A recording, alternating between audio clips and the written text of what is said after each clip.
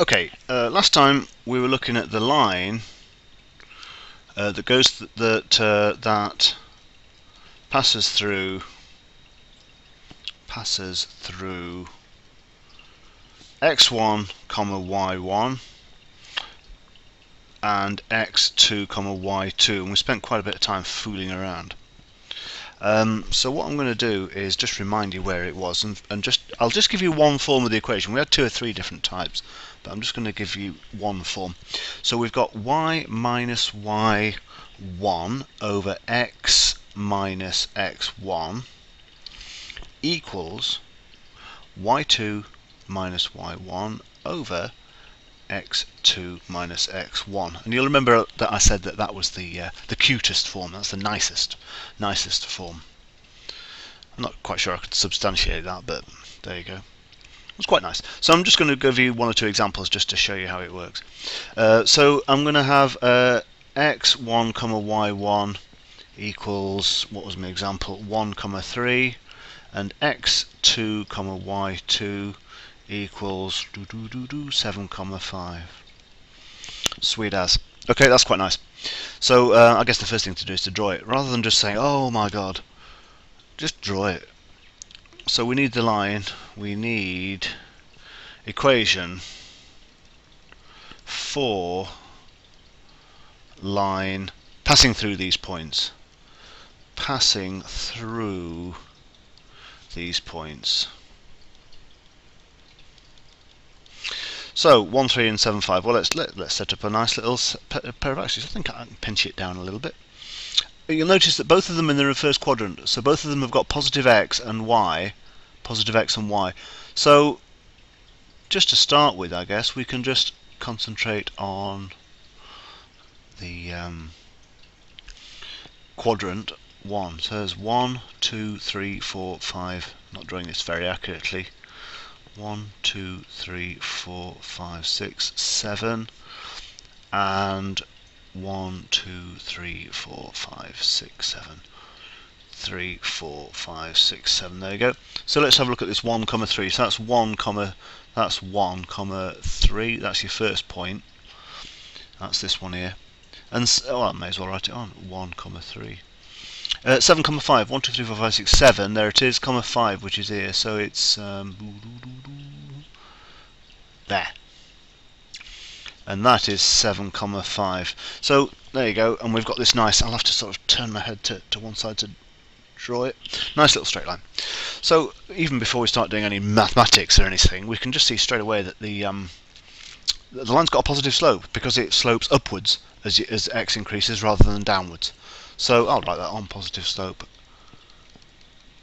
Positive slope. A nice little observation. It's kind of obvious, and the reason I mention that is that it's important to notice little things like that, because if you screw it up, then and you get a negative slope because you slipped up somewhere, then you can catch that because you know that the slope should be positive. So you've got a little sort of check built in. Okay, well let's just write the equation down. So I've got it here. It's y minus y1 over x minus x1 equals y2 minus y1 over x2 minus x1.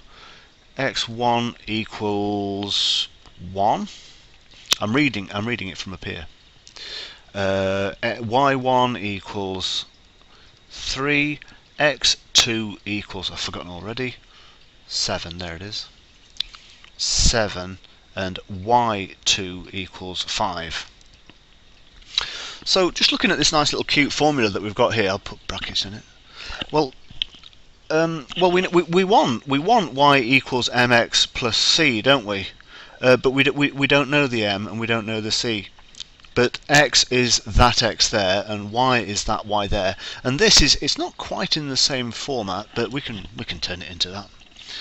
And just looking at this, there's x and y. Look, we've got y1. Oh, we know that. We know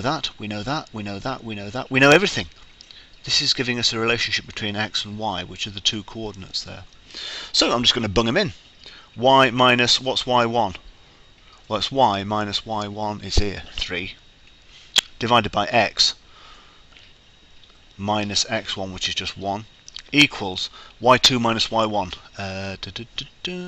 5 minus 3, because that's y2 and that's y1, divided by x2 minus x1.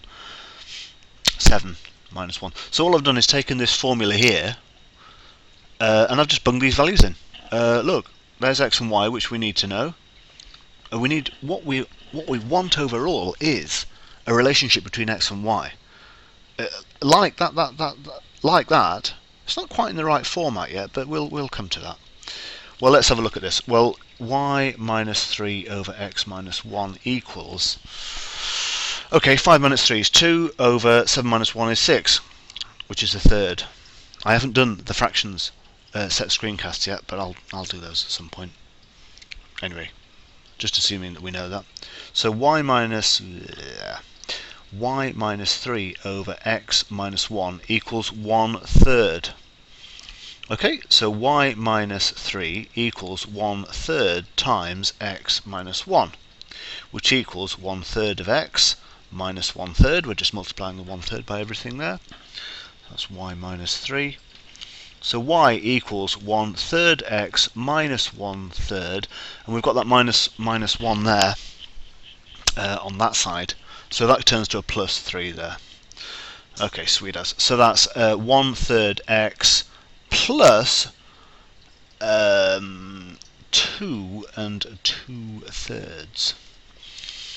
All right, there it is. I guess we could write it 1/3 x plus 8/3. So y equals that. So now it's of the same format, mx plus c. Oops. Where m equals 1/3. Now when we drew the graph, when we drew the approximate graph up here it is, we noticed that the slope was positive.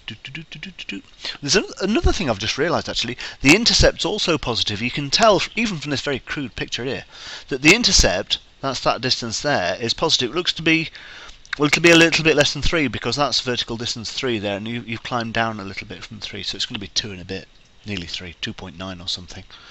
Well, here it is. Look, it's it's 2 2/3. So y equals mx plus c. So m equals 1/3 because it's that, and then this thing here is that the constant is c equals 8/3 or 2 2/3, which I guess is 2.66 recurring, isn't it? Well, I said 2.9 and it's 2.6. Give me a break. Yes, there's just one thing to check with this, that everything seems to check out, but I'm just going to try, let's say x equals, what were the points that we had? We had point at 1 and point 7. I'm just going to try it with x equals, let's say 3. Let's see what happens when x equals 3 and see if that checks out. So we've got this formula here. So we've got y equals 1/3 x plus 8/3. See, I just write it out again. And I'm going to check it out with x equals 3, just because I felt like it, just to verify it.